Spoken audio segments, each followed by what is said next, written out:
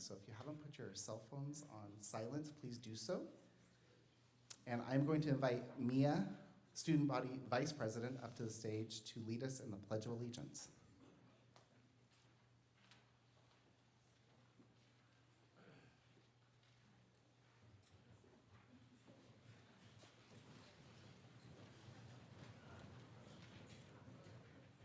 I pledge allegiance to the flag of the United States of America and to the republic for which it stands, one nation, under God, indivisible, with liberty and justice for all. Thank you, Mia.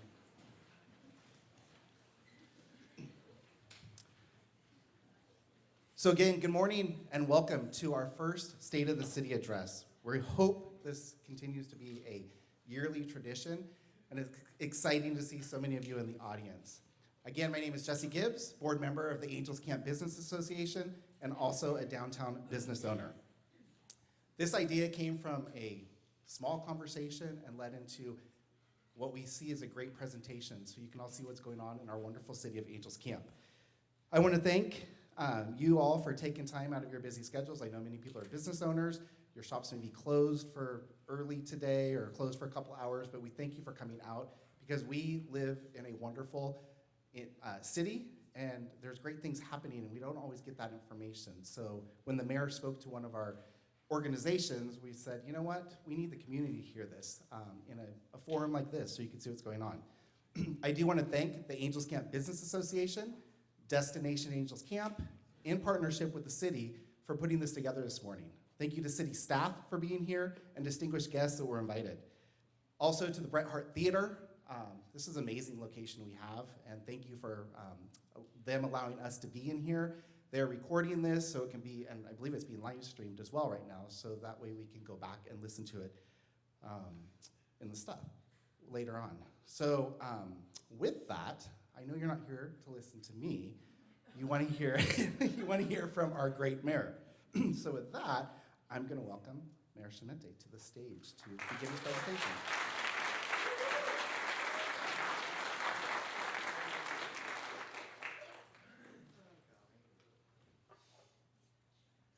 Thank you, Jesse.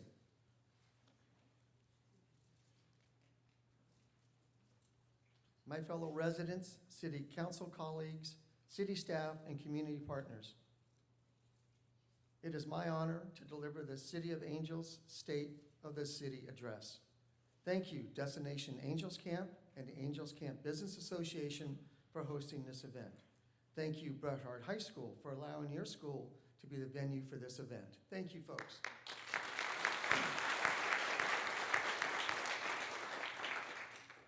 Angels Camp, founded as a mining camp in 1848 and incorporated as the City of Angels in 1912, is nestled in the heart of the gold country and boasts a rich history deeply intertwined with the California gold rush.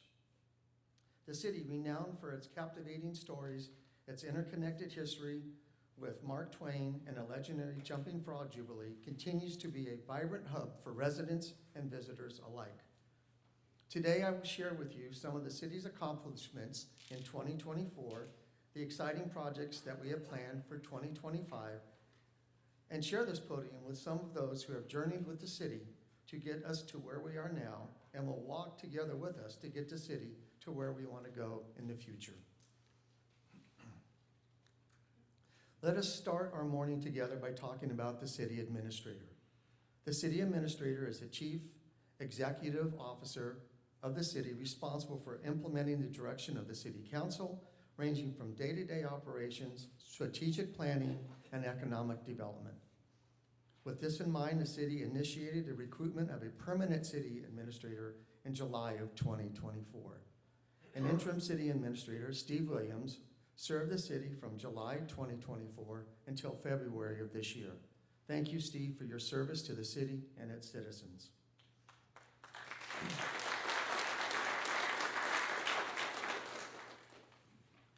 The city received 12 applicants for the position. The recruitment efforts included an initial application screening process as well as several interview panels.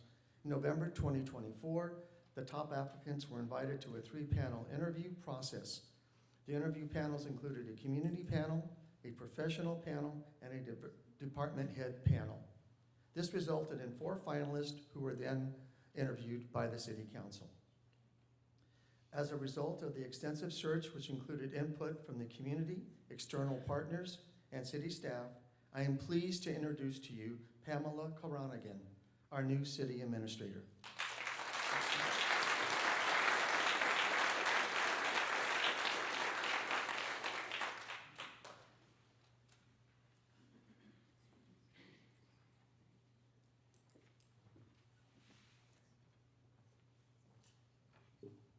Boy, that was a far walk.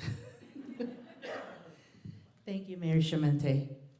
Vice Mayor Shirato, esteemed members of City Council, fellow residents, fellow city staff, and community stakeholders and partners. To DAC, ACPA, and Bret Harte High School, the event sponsors and hosts for this memorable event. And to all of you who have joined us for this event, I'm honored to be here today. A very special day that allows us to highlight and acknowledge what we as a city have accomplished in 2024, anticipate for what we can look forward to in 2025, and continue to be grateful towards those who have traveled with us as we have achieved those accomplishments together.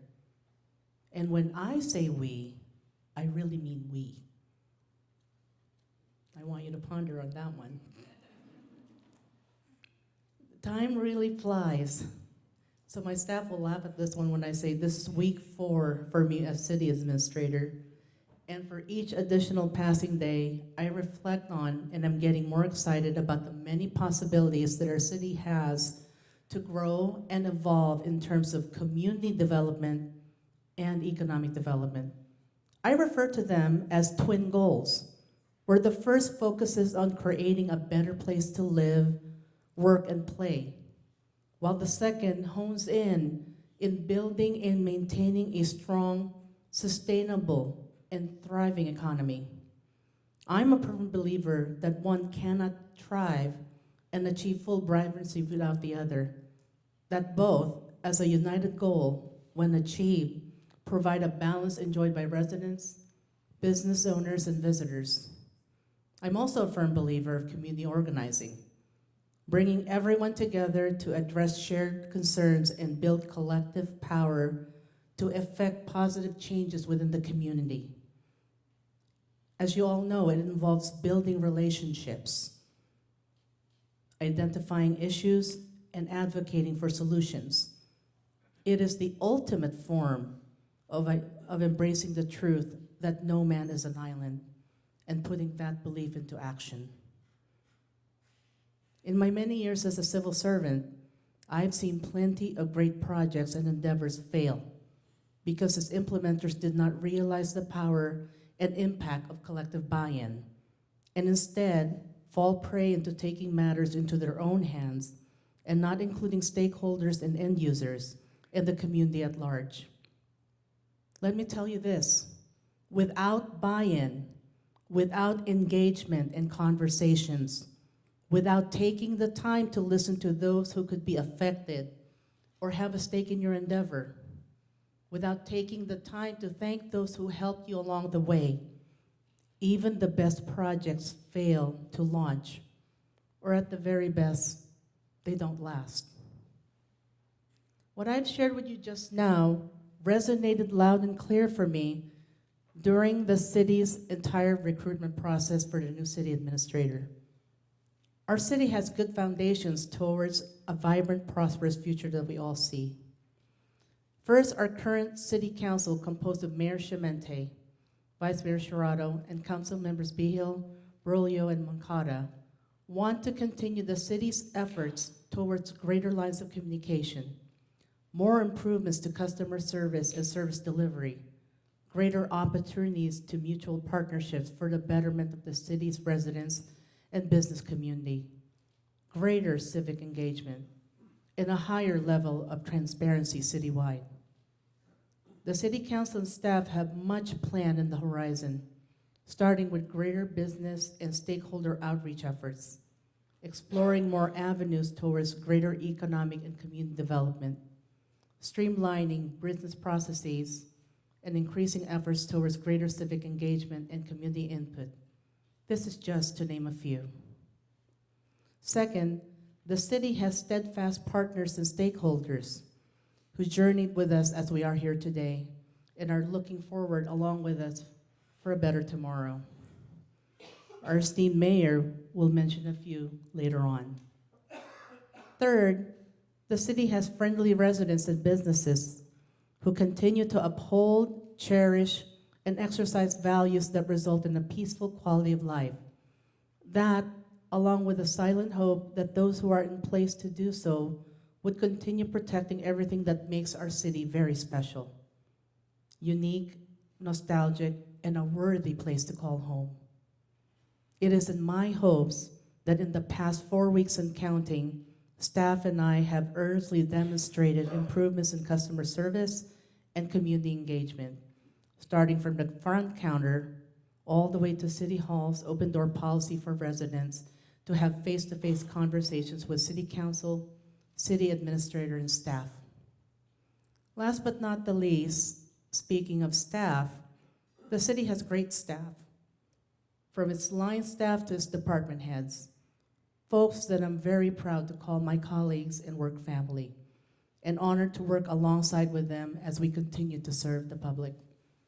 To City Council, to our partners and stakeholders, to our residents and business owners, to Chief Ellis and his team, to Chief Orobon and his team, to Public Works Superintendent Chris O'Flynn and his crew, to Finance Director Michelle Gonzalez, City Clerk Rose Llanos, our Administrative and Finance team Andrea, Casey, and Caitlin, to Michael and Amy, to all city staff. I cannot thank you all enough for welcoming me into your fold, for the mentorship, for sharing with me your individual visions and dreams, and for the trust that you all have given me. Just like you, I'm looking forward for more things to come, and I humbly ask for each of you to continue lending me your strength as we journey together towards a better future and a stronger City of Angels. Again, ladies and gentlemen, my name is Pam Carnongan, the City Administrator for the City of Angels. I bid all of you good morning, and may we all be continually blessed. Thank you.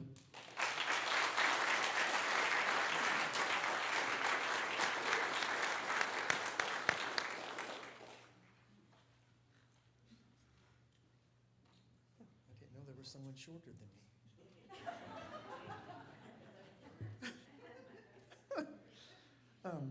Just like any other for-profit or non-profit organizations, the city requires money to keep everything running. With this, one can ask this question: how is the city doing financially? I'm pleased to tell everyone our city is fiscally solvent. The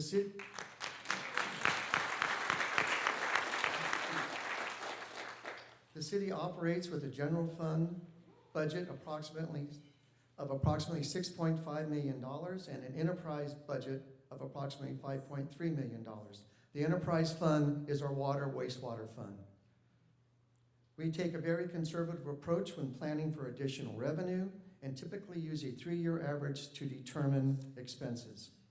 Last fiscal year, ending June 30th, 2024, the city closed its books by spending under budget in both the general fund as well as in the enterprise fund.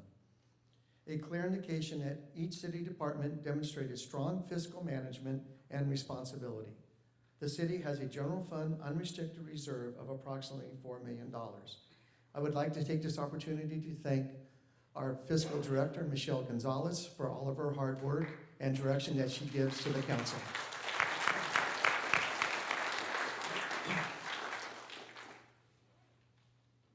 In terms of personnel, the city recently completed the employee bargaining with 3 of its 4 labor groups.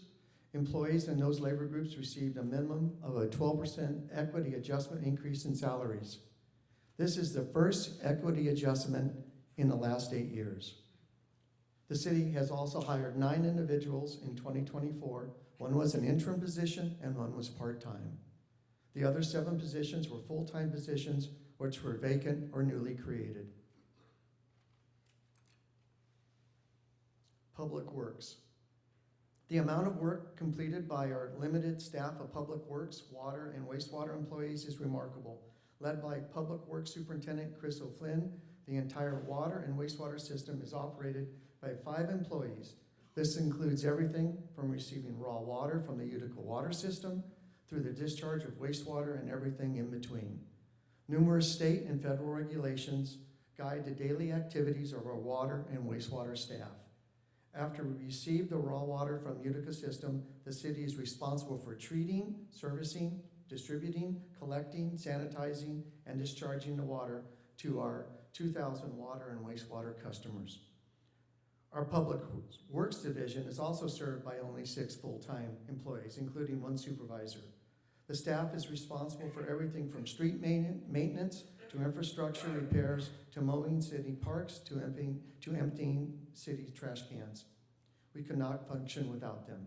This impressive team serves the city in countless unseen and often underappreciated ways. To Chris and the Public Works Can-Do crew, we thank you for what you do for the city.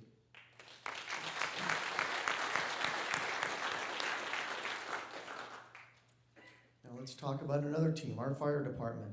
But first I want to thank all of you for voting yes to Measure A during the March election. Yay. Yeah. Because Measure A passed, the countywide initiative will fund local fire districts and the City of Angels Fire Department for staffing, training, equipment, and other costs through enacting a 1% sales tax on all sales of tangible personal property sold at retail stores in Calaveras County. Countywide, this sales tax is projected to collect about $5 million, and our share for Angels Camp will be approximately $550,000.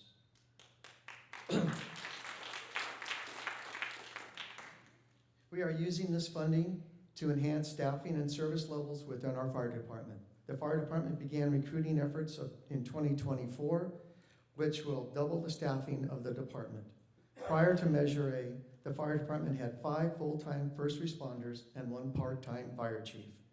The staff was supplemented with 4 part-time firefighters. This allowed for only 2 first responders at the fire station, which means it only allowed for 2 first responders to respond to any incident, which means that at certain times they had to wait for the 3rd person to show up or another fire truck in order to respond to the fire. But because of Measure A, the department is going to transition to a full-time fire chief along with a fire captain and a fire engineer and firefighter every day of the week. This will allow for a 3-0 staffing, which is the industry standard on a 24/7 basis. So every day of the year, our fire department will be staffed with 3 full-time firefighters to respond to the needs of our city, which it will greatly enhance what we're able to do.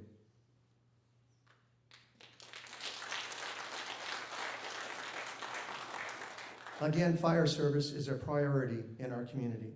With Fire Chief John Robaugh leading the department full-time, I look forward to the staffing and service enhancements Measure A will allow us to implement. To the chief and his team, thank you for serving and keeping us safe.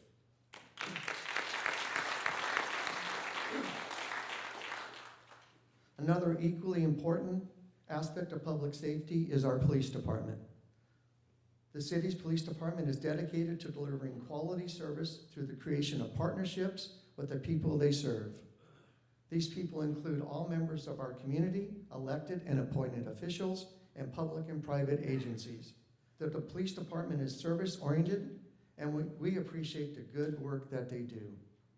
Whether it is working with the community, responding to an emergency, or investigating a crime, our police department, under the leadership of Chief Scott Ellis, is always there to help.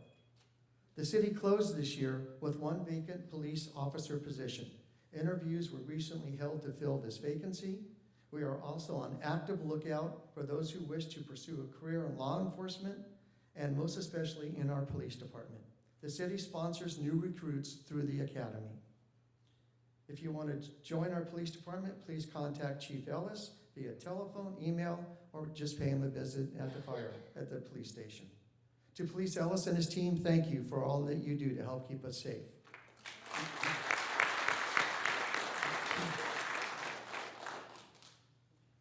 Moving on now to Eureka Oaks. An important economic development driver is housing, and particularly housing projects that not only bring more residents, but would also kickstart and maintain our economic development engine running on a higher level. Eureka Oaks is such a project and a true worthy cause. Eureka Oaks is a Habitat for Humanity housing project which broke ground in 2024, dubbed as Habitat for Humanity's largest building project in California. Eureka Oaks will see 107 homes built on 17 acres near Highway 49 off of Capello Drive.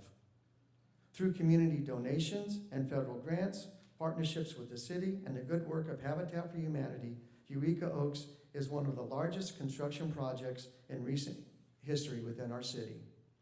We look forward to continuing our work with Habitat to bring these much-needed housing units to the city. The executive director of Calaveras Habitat for Humanity has done an outstanding job leading this effort, and we appreciate her leadership. I would like to invite the executive director, Morgan Gashi, to the podium to provide an update on the progress of Eureka Oaks. Morgan?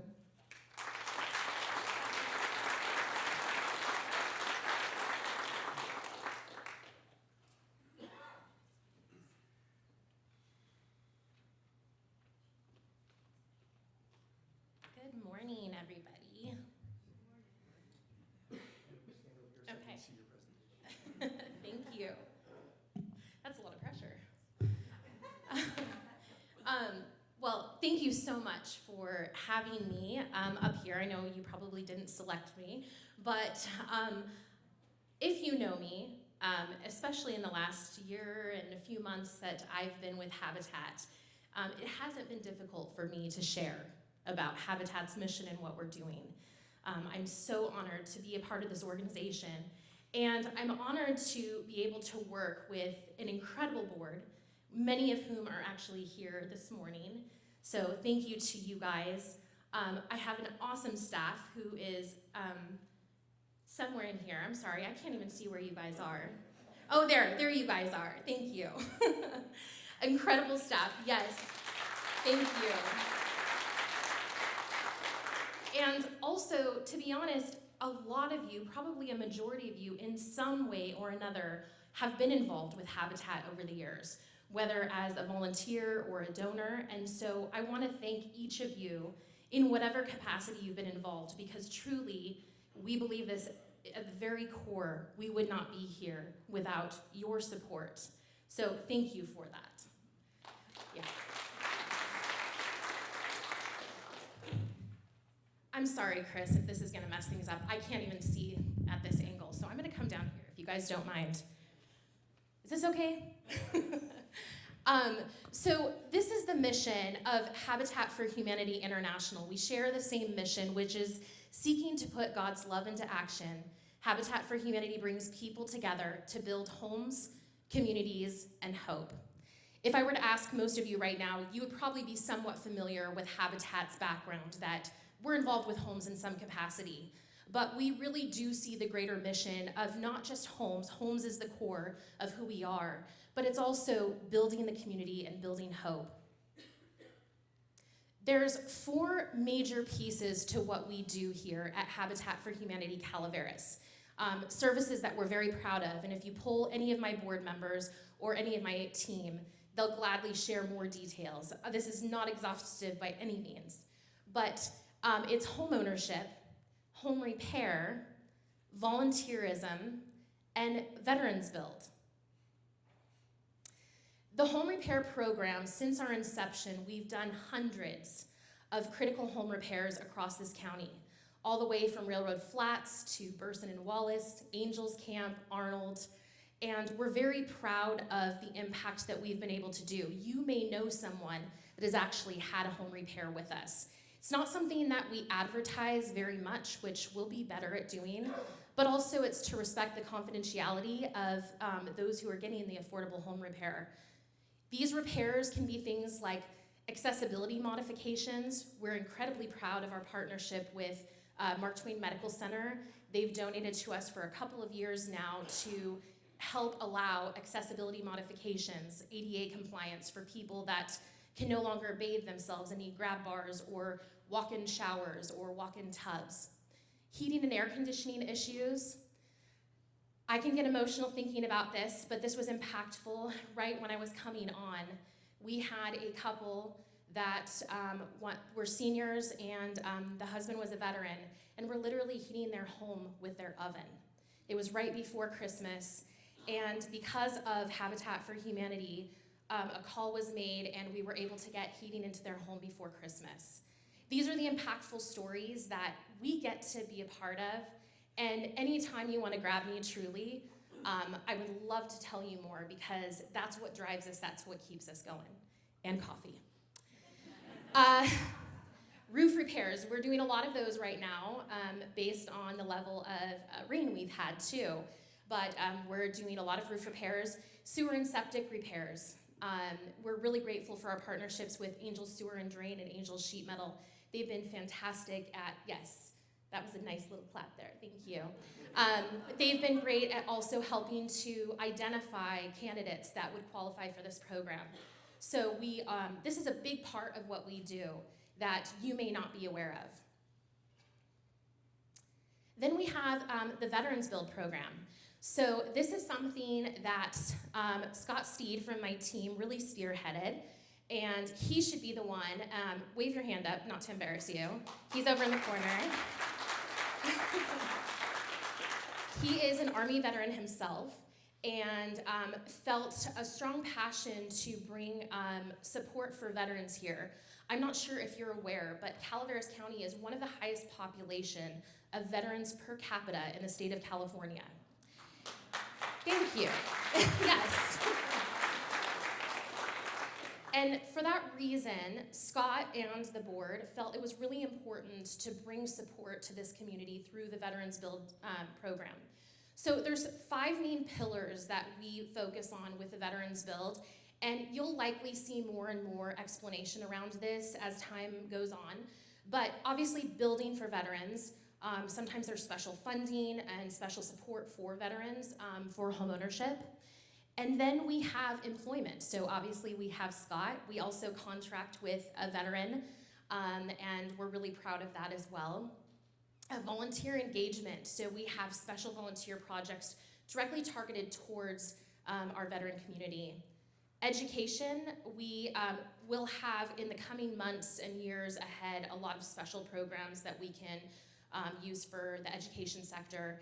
And then lastly, honoring. So 2 years ago, was that the first I think we had, was the 9/11 Day of Remembrance, and when we started. And this, I don't know if any of you were able to attend this last year that we had in Murphy's. It was a really impactful celebration for not just our veterans, but also for our first responders. And we're so grateful for that. And it was a special day with some food and hearing from different people, and really just a reminder to be thankful and grateful to the people that serve our country. To you guys all in the corner too. I know you all happen to sit in the same spot, but we're so grateful for you as well. Volunteerism. Volunteerism is something that I think Habitat for Humanity in general does a really good job at curating. We equip, train, and deploy volunteers to really help carry out the mission of Habitat. And I will say, Mike has talked about it, Pam has talked about it, I'm sure that John will talk about it too. One thing I learned when I moved up here into this community is partnership is everything. We cannot accomplish anything great without linking arms. And it became so evident to us, and for me it's solidified through some of the amazing volunteers we have here. And this happens like some of the SCIM, the very lowly staffed but high production issues that the city deals with, we do too. We are 6 employees that are working on a development of 107 homes. And we don't do that without the volunteers. And so We have a few different ways that volunteers are involved with us. So the neighborhood revitalization projects. Emily Dondero is somewhere in here. She's over there in the corner. Some of you guys may know her. She's pretty well known in Calaveras. She is my volunteer services coordinator and has done a fantastic job at bringing together a volunteer community. And we started something called the Neighborhood Revitalization Project. So our first project is partnership with the county, and we have 5 projects that we're doing with them. The first one we did was at McColney Hill, the library. We redid the deck. The second one we did was up in Mountain Ranch at the ballpark, and did some painting up there. We have another one coming up this next week in Railroad Flats, and then we'll be rounding out in April at the airport and doing a project there. But locally, how it impacts here in Angels Camp is we've been working with Louise Simpson, talking about potential school projects, talking to Martin Hubbardy about potentially some projects with the museum and with Visitors Bureau. And what we want to do is help. This goes back to our mission that it's not just homes, it's also building community. And we have such amazing opportunities here. Board and committees, we have plenty of those, and so no pressure here. But if any of you are interested, we would love to have you. We do have a monthly event called Connect with Habitat. We had one just last night. And during this event, we kind of give you a little exposure to what we're doing and what the current needs are. So if you have any interest in that, we would love to have you. Construction, there's obviously construction in the volunteer world. And then even in the funny things that I love are, I shouldn't say funny, but administrative is a huge, huge need for us. Cookie crew, that's where I was saying it was funny. We have a phenomenal army of people that have delectable baked goods that we use and we give to, we just had a homeowner that came that had a child celebrating a birthday, so we gave some cookies to them. Give at the end of a home repair. We'll use for an event or for meetings. And so we're really grateful to volunteers in any capacity of what they do. Oh. And then lastly, what you would probably imagine with Habitat for Humanity is homeownership. And I wanted to take a moment to clarify who is Habitat. Who is a Habitat homeowner? I think there's probably a lot of misconception that you may have heard rumors of who it's for. And so I wanted to talk a little bit about who that is. Likely, right now sitting in this room, there is someone that might be on a list for a Habitat home. Likely right now, many of you know someone who is on the list for a Habitat home. Habitat homeowners are service workers, they're teachers, they're working at the local tasting room, they're working at the grocery store, working at Calaveras Lumber, probably working in government somehow. And so I want to clarify who that is because that's important for us to remember. We are not, and I just wanted to clarify, giving free houses away. So if you guys can take one thing away, it would be lovely if you could take that one piece of information. No free houses are going out. There's 3 principles that we use for qualification for homeownership at Habitat. The first one is they do have to actually qualify for an affordable mortgage, so that's the first piece. The second piece is they need to be willing to partner with us at Habitat. So you may have heard, if you have exposure to Habitat, a term called sweat equity. Sweat equity means that the homeowner is required to have a certain amount of hours that they actually volunteer towards the construction of their home and in the community. And then the last is a demonstration for need. So the demonstration, if you have many people living in a very small space, you're living in a home where your rental is significantly higher percentage compared to your income level, if you are living in substandard conditions. So all of those are considerations. And we have, if any of this interests you, we have a phenomenal homeowner services committee that is dedicated to working with the interest list and finding 107 homeowners. So let's go to Eureka Oaks because that is obviously a hot topic for us.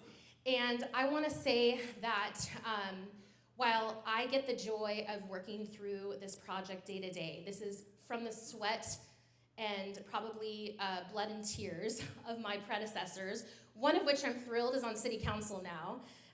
And that is a joy to have Scott B. Hill there, since he was really responsible for getting Eureka Oaks on the ground. Yes. Thank you, Scott. It was through the generosity of Bob and Jean Holston here in Angels Camp. They donated this 17-acre parcel back in 2018. And if you fast forward to now 2025, we've been through some hurdles in the meantime. And it's with great pleasure that I say we have moved dirt. It's a big deal, and we're thrilled that things are starting to happen. And so we did break ground in September of this last year, as Mike said. And so I'm gonna give you a very broad scope tentative timeline. You may have seen some construction happen. Our infrastructure will go through until the summer, and we will start home builds, which will be ready, the first will be ready by the end of 2025. At that point, yes, thank you, yes, that's a big deal. We have a couple of different models here. We're starting with 65 single-family homes. And those will be the ones that you see outlined in the neighborhoods. The kind of shaded, grayed out area is the last phase of the project, which is 42 condominiums. When we talk about who is Habitat, one of the things I love about this neighborhood is I really feel it's a beautiful tapestry of multiple generations. You're likely gonna have, oh, thank you. I'm getting long-winded. Not the first time Jesse's told me that. It is. Thank you. So the homes are gonna be first-time homeowners that never dreamed of being able to afford a homeowner. But we're also gonna have maybe elderly parents that are on a fixed income and need an affordable housing situation. So this is a broad scope. This is a map of, very tentative map of what it looks like. And these are some of the plans of the homes that we have.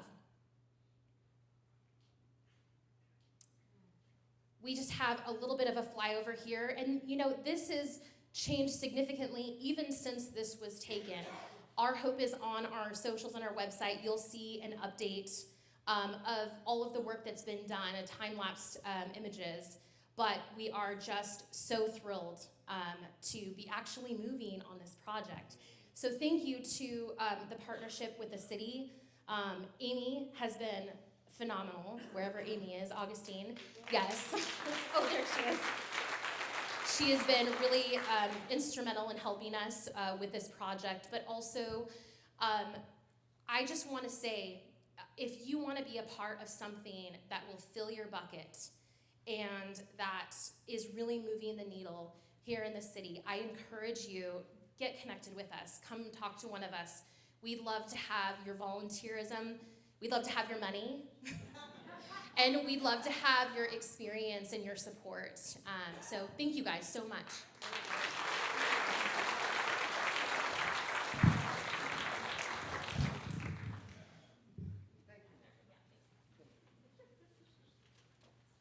Thanks, Morgan.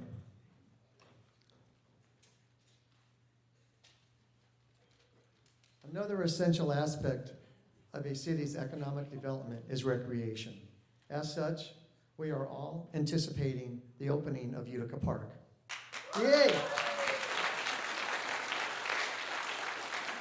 On behalf of the City Council, thank you to the Citizens Design Committee for their work in helping to design the park, the Angels Camp Community Club for spearheading the park, and the many local community organizations that have made donations to the park. I also want to thank our city planner, Amy Augustine, and our community and economic development team for a job well done. Thank you, folks. Our contractor, Boyer, expects to demobilize in early April, and we anticipate opening Utica Park to the public in early spring of 2025. And like all of you, we cannot wait. So thanks again for all of your patience. As the city grows, the city has to ensure that its infrastructure remains stable and reliable in adapting, sustaining, and supporting the growth. To ensure this effort, the city retained Bartle Wells Associates to develop a financial plan and a cost of service study for the city's water and wastewater rates to ensure fiscal stability over the next 5 years. City Council, city staff, and Bartle and Wells worked diligently to strike a balance between keeping potential increases as low as possible while still providing adequate funds for ongoing operations as well as necessary capital improvements. After much debate and consideration, a very modest increase of up to 2% per year in wastewater, up to 3% a year in water, and up to 6.22% in Utica fees was proposed. These are maximum increases over each of the next 5 years. Each year, the City Council may choose not to increase the water and wastewater rates, but in no case can the rates be increased by more than those rates established by the City Council. In May, we are going to look at our rates, do a deep dive into what they look like, and then determine whether or not we can, look at how we can adjust our rates to make it fair to everyone involved. A public workshop to discuss the need to establish these maximum increases percentages was held in January of 29 of this year. This was followed by a public hearing on February 4th. After considering all the comments and community input received during the workshop and the public hearing, the items passed unanimously.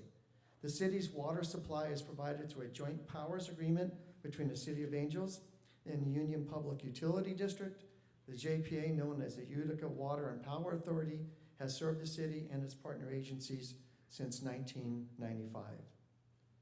The city acquired the water treatment plant from PG&E in 1984.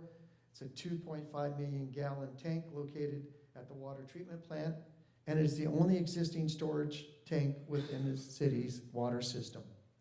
With the lessons learned from the Darby fire, the city and its partners are currently exploring options to provide a redundant water source for the city in case of an emergency.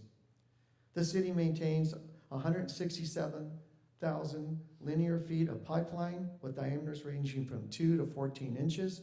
This system includes 300 hydrants, 30 air relief valves, 14 blow-off valves, 10 pressure releasing valves, and 1 sugar valve. That reminds me of the Christmas song every time I do that, and a partridge in a pear tree. So I just wanted you to know that. The city's existing wastewater collection system is comprised of 6 pump stations, 4.5 miles of forced main lines, and 22.5 miles of gravity sewer lines. The recycled water from the wastewater facility is then used to irrigate a 136-acre spray field adjacent to Holman Reservoir and a 110-acre golf course at Greenhorn Creek. The city recently completed upgrades to the sewer lines on Booster Way, and the City Council has approved 8 water and sewer-related capital improvement projects, with 3 of these projects already in progress, namely the installation of automatic meter readers, also known as smart readers. The installation of smart readers will free up city staff to work on other projects, so we look forward to that installation. The replacement of 12 pressure-reducing valves citywide was to reduce water pressure. And those of you who are receiving the boiled water notices, that's the reason why, because we're putting those valves in place. And finally, and the loop water line project on Mark Twain Road, which the City Council awarded the contract at its last meeting, so that will start shortly.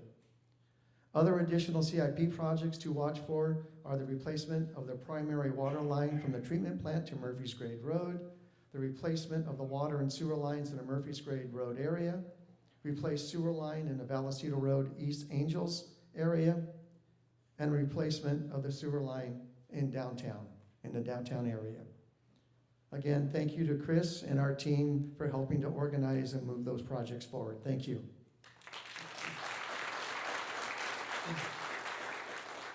I now want to move on and talk about traffic mitigation study. It is essential to ensure that circulation and traffic flow either remain smooth or even enhanced along with the growth for everyone who uses the roads. Road and traffic conditions have profound effects on economic development and the infrastructures that support circulation and traffic flow must be maintained or enhanced. As new development projects are proposed, municipalities and government jurisdictions require a traffic mitigation study. This study assesses the potential traffic impacts of a proposed development and identifies strategies to reduce or eliminate those impacts, ensuring safe and efficient flow. During the annual review of city fees, a comparison of our current traffic mitigation fees was determined to be higher than those in neighboring jurisdictions. The traffic mitigation fee is paid for by new development to fund future transportation-related capital improvements. The city is revisiting that fee and its list of transportation capital improvement projects in order to reduce those fees with the goal of completing the study and reducing the fees in 2025. So we're hopeful that those fees will be reduced as we reduce the scope of projects that were on our current mitigation list. Another essential component that any city or government jurisdiction upholds is compliance and code enforcement. Code enforcement ensures compliance with local and state laws, codes, and ordinances related to housing, building, and health standards, ultimately protecting public health and safety and stabilizing neighborhoods. In December 2024, the city hired a full-time employee to provide building, fire, and code enforcement services. Previously, the city relied on consultants who were scheduled to serve the city on an average of 1 day per week. The quality of services received from the consultants was satisfactory. However, the city was in need of more frequent and consistent services. Through budget transfer, the city was able to fund a full-time position without an increase to the budget. The funding allocated for the consultants was transferred to fund a full-time position. The net result is a full-time dedicated employee with no increase to the budget. Michael Clark is our new building, fire, and code enforcement officer.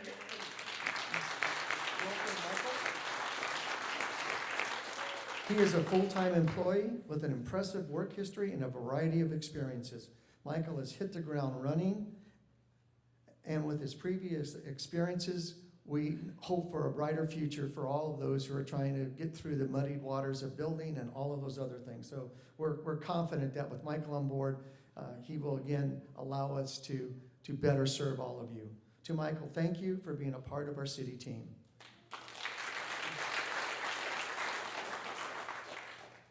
Expansions are underway at the Mariposa, Amador, Calaveras, Tuolumne, MACT Health Board offices on Main Street. The city coordinated with MACT on its recently completed administration offices, and we are excited to see the approved Native American Museum, Roundhouse, and Educational Center come to life. But that's not all. Even more expansion is on its way, and here to share some of that good news with us is Executive Director John Alexander. John?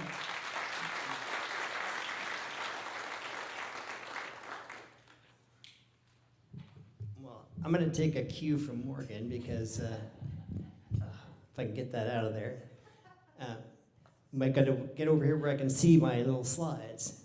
But I wanted to start off by just thanking you very, very much. I know I'm kind of preaching to the choir. The stakeholders of this community are in this room, and you have been very, very kind and supportive of everything we've tried to accomplish here.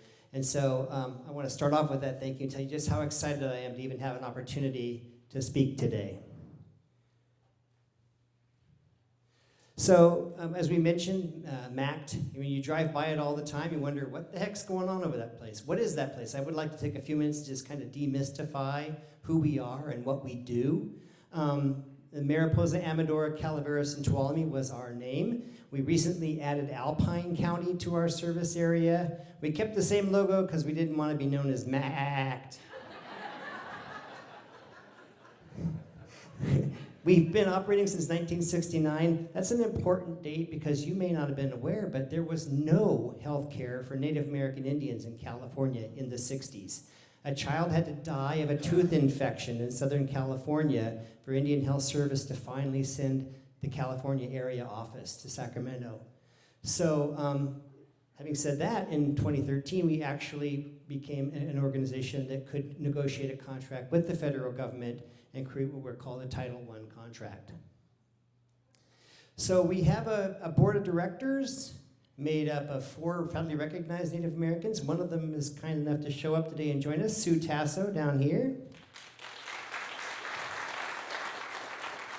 And then for our non-federally recognized tribes, we have an advisory board that also attends meetings and reaches consensus before the board votes. So every tribe still has a say in what we accomplish.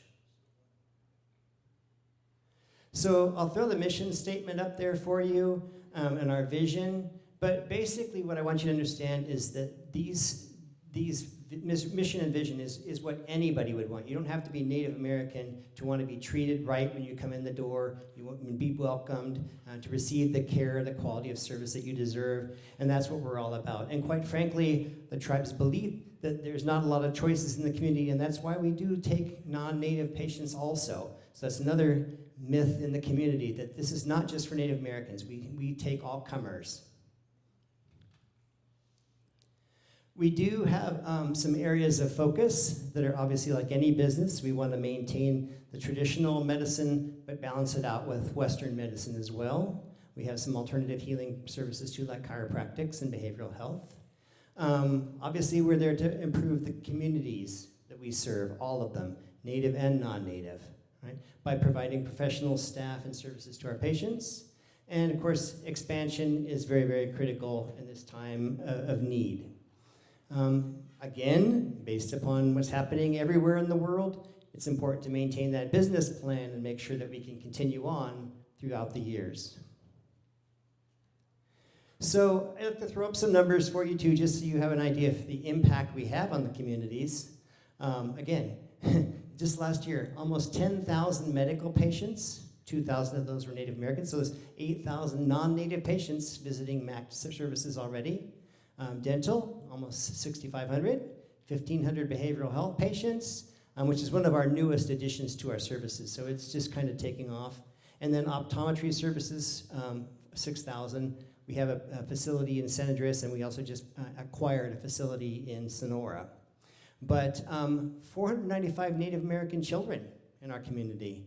And in the Native American communities, it's important that we honor our elders, people 70 and above. We have 129 Native American elders that we take care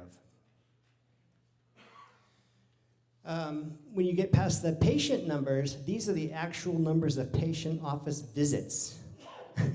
So 83,000 visits. That's a lot of patients coming through the doors, all right? You can see the breakdown there. But the piece that's important for this meeting, 58 of our 236 employees work right across the street here in Angels Camp. So thanks for, again, the expansion, because I had no place to put them. But when you know what you're for, when you know your mission and your vision, and you know what you stand for, you also need to kind of understand what you stand against. Okay, it's a very important balance. And these are primarily preventive issues that we're fighting every day at the MAC Health Board. Okay, diabetes, heart disease. You know, many of you suffer from these afflictions as well, so you know what we're talking about. And then providing the services to impoverished people. Our Medi-Cal group, they're in San Andreas. We were the first Denti-Cal provider in the entire county, and in San Andreas, that facility is booming. Right? But you know, it's not just Medi-Cal managed care too. You know, if you have veteran services, you have a tough time finding a place to go. If you have Kaiser Permanente, we have an agreement with them so that we can help some folks out. So we do accept all insurances, and so if you don't think we can help you, you'd be surprised. We have over 2,000 contracts with different healthcare organizations, so we can provide services to many, many insured people.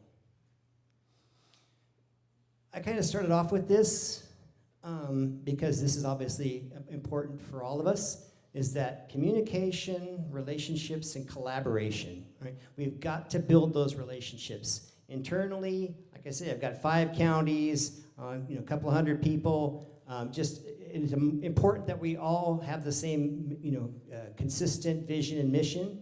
But in our community as well, right? We need to rely on you. You need to rely on us. And I am pleased to say that we have been very, very welcomed into the community, and I think those relationships can only go exponentially up from there. I'd also wanted to talk about that big piece of construction going on across the street. That's a $13.5 million project, so that's a little bit of money that goes into the community as well. I know DD Construction is here today. I'd like to thank them for $11 million worth of that project.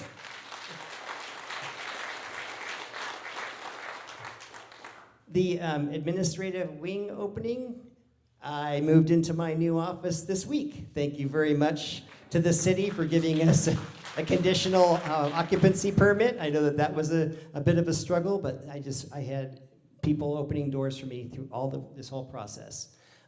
Next on our hit list is the Miwok Cultural Center and Museum. That's scheduled to open up in September.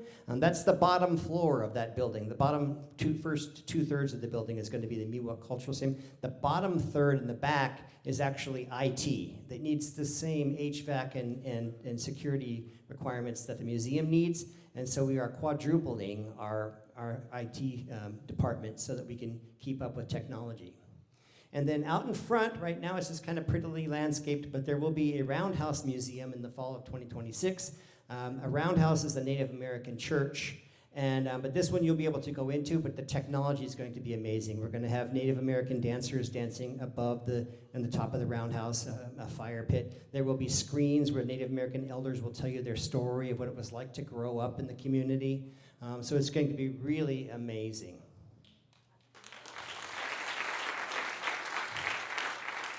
I know I've touched on a lot of stuff. I've probably spurred a lot of questions, so I threw my email address up there for you and my direct line. That one rings right on my desk. So if you guys want to sneak past all my gatekeepers and talk to me directly, the 6258 number, I'm more than happy to speak with anybody about what's going on. If you come over and see me in my new office, I'll take you downstairs, take you on a quick nickel tour of the facility. But I just really appreciate the opportunity to come and speak with you today. Thank you very, very much.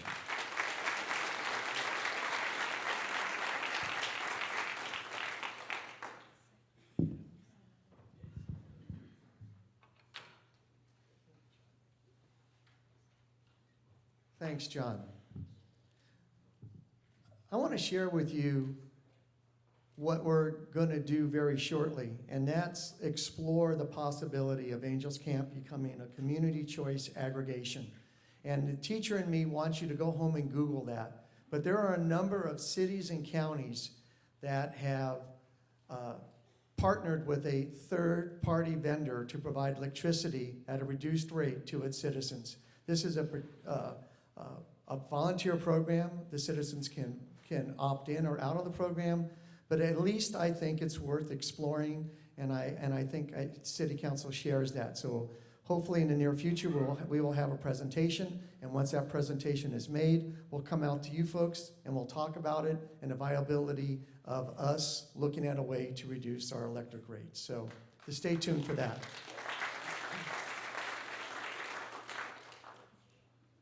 If I didn't thank you, John, thanks again. And thank you for partnering with the city. It's an amazing thing that you have chosen Angels Camp to do all this wonderful work. And so thank you again, John, and your organization. Museum and the fine arts both add vibrant facets to tourism, since tourism serves as an essential aspect and driver of a city's economic development engine. Tourism draws visitors to dine, shop, visit, temporarily stay, and recreate in our city.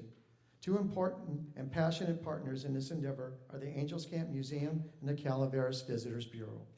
Two organizations housed in the same building.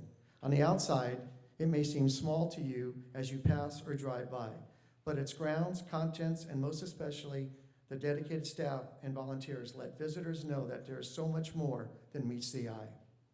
The Calaveras Visitors Bureau is a partnership with the Angels Camp Museum, has become a cornerstone of our community. Over the years, the city's collaboration with the museum and bureau have proven beneficial, not just in enhancing and enriching our culture, but also driving citywide economic growth. The response from visitors and residents alike has been overwhelmingly positive, which reflects the museum's role as a vibrant hub of history and engagement. The city and the museum has seen a remarkable influx of both local residents and tourists discovering the museum, even locals who have lived here for years but have never had a chance to visit. I want to stop here and thank Brad Sutton. I know Brad is sitting in the back. I know Brad has worked with us in the city and the museum to help. He was instrumental in helping to move the Mark Twain statue from the park to the museum where it was restored or renovated and back. So thank you, Brad, for all that you have done for us. And I know that Martin is here, and Martin, without your as a driving force, can you please stand or raise your hand and be recognized for all that you have done for us, Martin? Can I just add one thing? I know we're not supposed to speak, but I just wanted to add on to John's. I wanted to thank the city because I want people to know that the city donated their Miwok baskets. The Old Times Museum donated their Miwok baskets, so they will be displayed beautifully and properly now at the new museum. Thank you, Martin. Thank you, Martin. As the city and the museum collectively look ahead in 2025, the museum's commitment remains strong to continue enhancing their joint community contributions and to ensure that they continue serving as a welcoming space for everyone. They strive to maintain this momentum and explore new and innovative ways to both market and demonstrate the city's rich heritage. So if you have not been to the museum lately or at all, swing by and see all that's happening. So please join me in applauding and thanking the Angels Camp Museum, as well as the Calaveras Visitors Bureau and the Angels Camp Museum Foundation for supporting our museum. Thank you.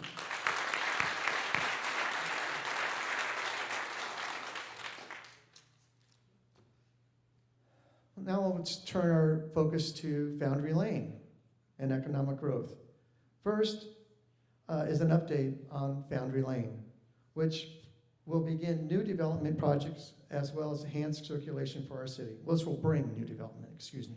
The city was recently informed that the Foundry Lane connection off of Highway 4 will more than 20 years after it was first proposed, be considered by the California Transportation Commission at its June 2025 meeting. Approval will provide the go-ahead for significant new mixed-use developments and a start of a new roadway connecting Highway 4 and Highway 49. Once Foundry Lane comes into fruition, the exciting possibilities increase for our city. I thank everyone who has been working behind the scenes, especially since day one, for making Foundry Lane an even closer possibility than it's ever been before. So thank you, folks. I also, since we're on the topic of roads, I also would like to just to update all of you on some of the projects that we're looking at and some of the projects that we're thinking about.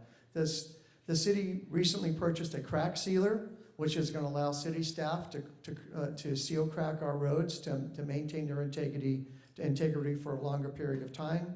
At the last city council meeting, the city council awarded the contract to chip seal Gardner Lane and install speed tables. That was a concern of our citizens. So Gardner Lane and the streets around it will all be chip sealed, and notice will be going out to the residents shortly when that work will commence. Also, the city years ago did a study in condition on our roads. That's going to be brought before the city council to take a look at, for us to prioritize what we can do in-house and what we can send out. But again, like everything else, our ability maybe to accomplish some of those projects, while we want to, we may not be able to until funding becomes available. But at least we're looking at it and trying to be proactive and planning for the future. So that is an update on our roads, and we look forward to the connection Foundry Lane and the advantages that it will provide us. Commerce and the city's ability to attract new businesses and retain existing ones are a delicate yet essential balance for continued economic development and growth. I am pleased to share that in 2024, 98 new businesses licenses were issued. 85 of those were new businesses licenses are for brick and mortar businesses. Some of these brick and mortar businesses are already existing businesses that changed ownership, and others are completely brand new to our city. With the opening of a new business, new customers are drawn to visit our city, which enhances the opportunity for our existing businesses.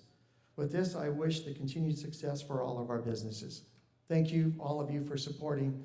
And I want to praise, I'll steal a phrase from our neighboring city and shopping locally. Thank you, folks.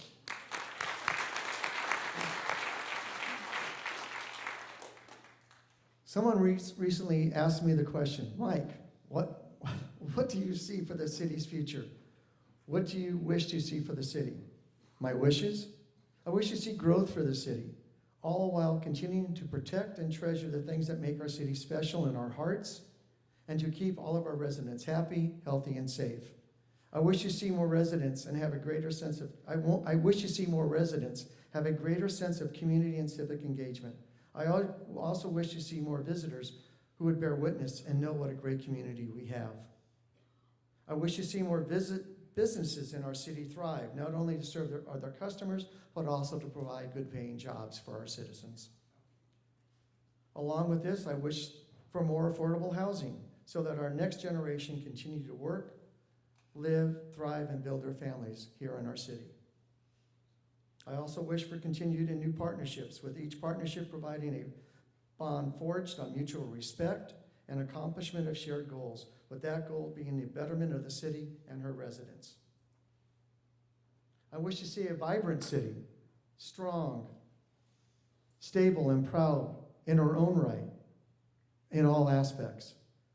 One whose history and values are upheld with high regard, while keeping a door open on possibilities for technology and the future to enhance the quality of life for her residents.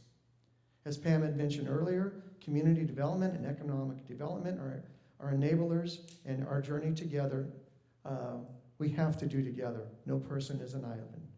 To add to what she said, I would like to leave everyone with these words. Without partners, without the community support, without the shared vision and hope, and the corresponding actions, which are the realization of these visions and hopes, economic development and growth will sadly remain as a vision without coming to reality. Commitment, buy-in, hope, passion, trust, and actions are fuels to keep our visions vivid, our future bright, and allow our goals and dreams to become a reality. Again, this can only happen with us taking the journey together. The City Council is committed to representing our constituents and providing direction and policy decisions that will enhance the quality of life in our community. We are also committed to upholding transparency as well as increasing the lines of communication. We would love to hear from all of you more. We are seeing more attendance.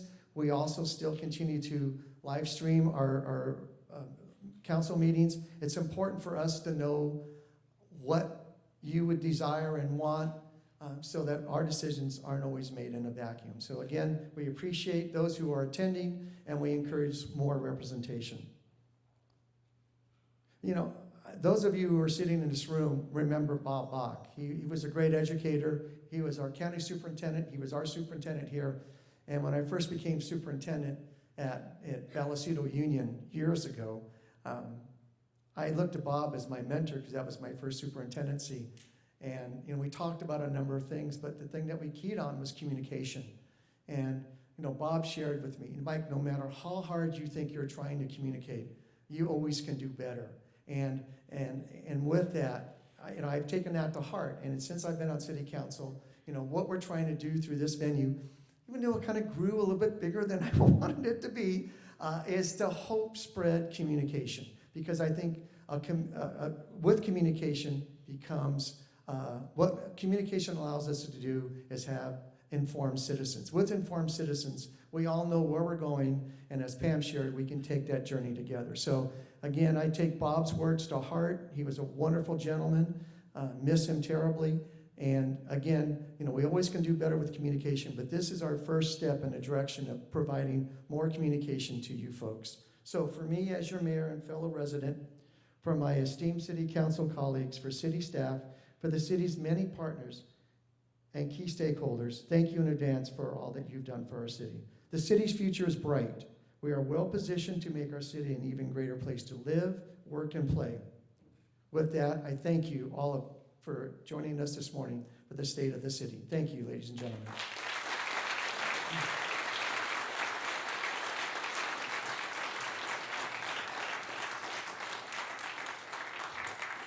Again, on behalf of the Angels Camp Business Association, Destinations Camp, and partnership with the City of Angels Camp, we thank you for taking time out of your day to go on this journey. What an amazing journey it was to hear about our city and all of the great things going on. As like Mike said, please, or Mayor Chimente said, please attend the meetings, get involved, ask questions, and remember your organizations. Thank you. Have a great day.